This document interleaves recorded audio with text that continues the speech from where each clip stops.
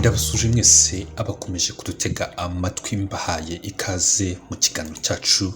Muri aka kanya tugiye kugaruka ku mukobwa uri kuvugisha amagambo menshi abagabo, cyane cyane abagabo bo ku mbuga nkoranyambaga, ariko kandi cyane cyane ni abagabo biganjemo abagabo mu gihugu cya Kenya. Ni umukobwa witwa Yvette Umuhoza. Uyu akaba ari umupilote w'umunyarwandakazi. Uyu nguyu rero yatumye abanyakenya benshi bacika ururondogoro. Uyu mukobwa witwa Yvette Umuhoza usanzwe ari umupilote, akaba yavugishije abanyakenya amagambure kubera ikimero cye, ariko kandi ntabwo ari abanyakenya kubera yuko uyu mukobwa asanzwe azwi cyane kuri social media. Umuhoza Yvette asanzwe ari mu bakobwa bakurikirwa cyane hano mu Rwanda kuri Instagram, cyane ko abarenga 110,000 bamukurikira kuri urwo rubuga, aho bahoza akajisho ku mafoto n'amashusho abasangiza. Akunze gushyiraho amafoto ndetse n'amashusho agaragaza ikimero cyiza, mbese ubona yuko uyu mukobwa nta muntu atarangaza mu bantu b'igitsina gabo cyangwa se n'igitsina gore kikaba cyamureba nacyo kikaba cyakwifuza kuba cyamera nkawe.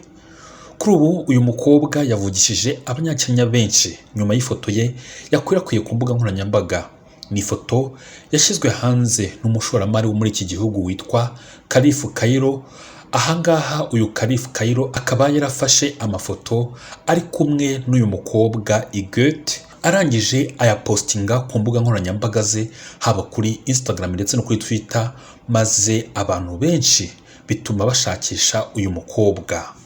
Ubwo uyu mugabo witwa Kalifu Kairo w'umushoramari wo mu gihugu cya Kenya yapostingaga aya mafoto, yanditseho amagambo agira ati nashyitse amahoro.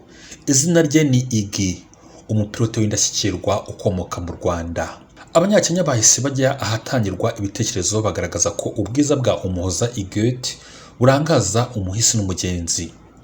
Nk'urugero, uwitwa Captain Dominico yanditse agira ati baravuga ngo mbere yo gukora ubukwe ugomba kubanza gusura u Rwanda. Iyi ni imvugo ikunze kuvugwa n'abanyamahanga benshi, cyane cyane Abanyafurika, abo mu gihugu cya Uganda, Abanyakenya, Abanyanigeria, Abanyagana, mbese Afurika yose. Abo numvise bakunze gukoresha ino mvugo bavuga yuko mbere yuko ukora ubukwe ugomba kubanza gusura u Rwanda. Ahangaha bashaka kuvuga yuko ugomba kubanza kujya mu Rwanda ukirebera abari beza baho, ukirebera ubwiza bw'abakobwa b'abanyarwandakazi. Hari undi wanditse agira ati wampaye nimero ye ya telefoni. N'abandi benshi banditse bagaragaza ko uburanga bw'uyu mukobwa bwabashituye ku rwego ruhambaye. Yvette Umuhoza ni umupilote w'umunyarwandakazi, akaba afite imyaka 23 yonyine gusa, dore ko yavutse tariki ya 27 z'ukwezi kwa 12 mu 2001.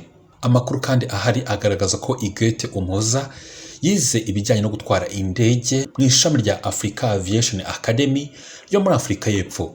Usibye aho kandi agaragaza yuko yize muri Aviation College muri University of London. Ahangaha akaba ari mu gihugu cy'Ubwongereza.